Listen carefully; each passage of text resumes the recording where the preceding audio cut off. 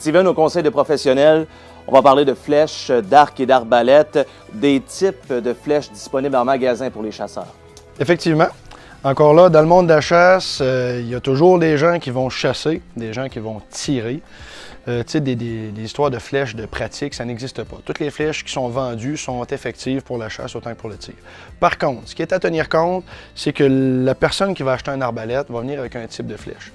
Ce type de flèche-là, qu'elle soit une ou l'autre, dans ce cas-ci, on a une 20 et une 22 pouces, donc une différence de longueur.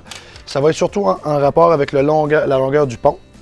Et on a aussi dans le domaine de l'archerie, dans le fond des arcs, qui vont être différents types de flèches. Et encore là, la longueur de la flèche va être selon la longe de la personne. Première chose, on va parler du poids. Chaque flèche a une construction particulière, donc que ce soit en fibre de carbone, du fibre de verre, composite, peu importe. Mais chaque flèche va avoir un poids particulier. Donc, je ne peux pas mélanger deux types de flèches différents sur une même arbalète parce qu'on va affecter le tir. Je ne dis pas qu'il n'y a pas certaines flèches qui pèsent exactement le même poids. Oui, effectivement, ça peut arriver.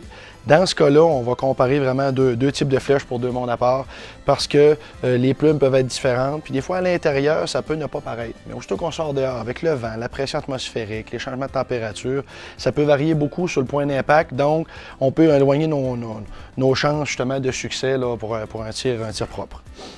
Après ça, dans la flèche d'arc, même chose. Chaque flèche va avoir ce qu'on appelle un spine.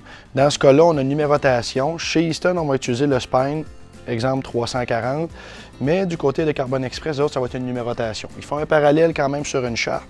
Dans ce cas-là, on a une 250 qui serait l'équivalent. Mais chaque flèche va avoir un poids différent, donc si j'essaie de les mélanger, même chose, on va se ramasser à l'autre bout, que ça ne tirera pas à la même place. Donc, c'est à faire attention. Avant de faire un achat de flèches, c'est important de passer avec sa propre flèche en magasin et se faire conseiller par un conseiller. Merci, Steven. Passez une belle journée.